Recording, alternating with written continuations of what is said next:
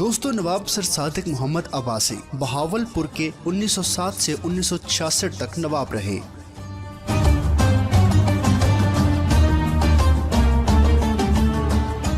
नवाब सादिक मोहम्मद अपने वालिद के इंतकाल के बाद सिर्फ 3 साल की उम्र में बहावलपुर के नवाब बन गए। इनके बड़े होने तक एक काउंसिल ने रियासत के तमाम इंतजामात को संभाला। बहावलपुर रियासत पाकिस्तान में शामिल हो गई, लेकिन एक आज़ाद रियासत की हैसियत से काम करती रही, जिसका अपना खजाना था और अपने अमूर खुद चलाते थे।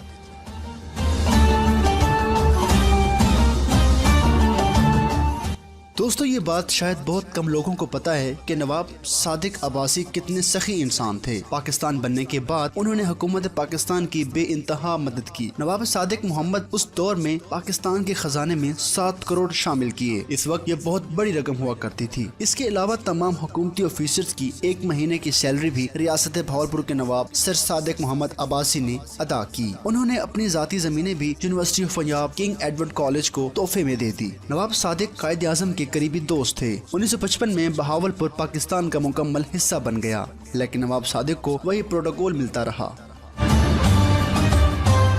अब हम नवाब सादिक साहब के एक बहुत ही दिलचस्प वाक़े के बारे में बयान करेंगे। एक दफा नवाब सादिक बरतानिया में मौजूद थे कि लंदन में बोर्न स्ट्रीट पर आम कपड़े पहनकर घूम रहे थे। उन दिनों दुनिया में रोल्स रॉयस गाड़ियां दुनिया की कीमती गाड़ियां समझी जाती थी। नवाब सादिक भी वहां पर मौजूद रोल्स रॉयस के शोरूम में चले गए। रोल्स रॉयस के डिजाइन और कीमत के मुतालिक पूछने लगे, लेकिन नवाब साहब के आम कपड़े देखकर वहां पर मौजूद सेल्समैन ने नवाब साहब की बेइज्जती की। इसको लगा कि नवाब सादिक दूसरे लोगों की तरह उसका टाइम जाया कर देगा। उसको पता नहीं था कि उसके सामने नवाब ऑफ बहावलपुर खड़े हैं।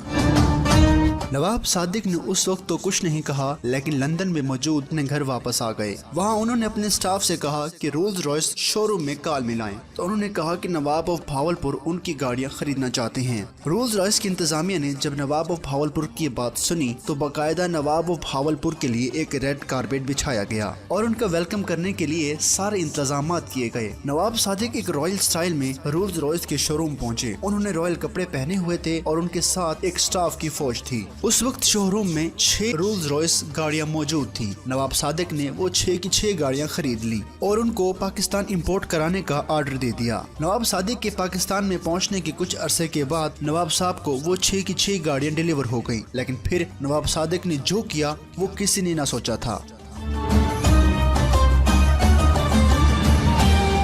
नवाब सादिक ने अपनी बेइज्जती का बदला लेने के लिए और रोल्स रॉयस को सबक सिखाने के लिए बहावलपुर के म्युनिसिपल डिपार्टमेंट को हुक्म दिया कि इन 6 गाड़ियों को अपने पास रख लें और उनके सामने झाड़ू और मोप लगाकर इनसे शहर की सफाई का काम लें। दुनिया की सबसे कीमती और नायाब गाड़ियां रियासत बहावलपुर में कचरा साफ कर रही थी।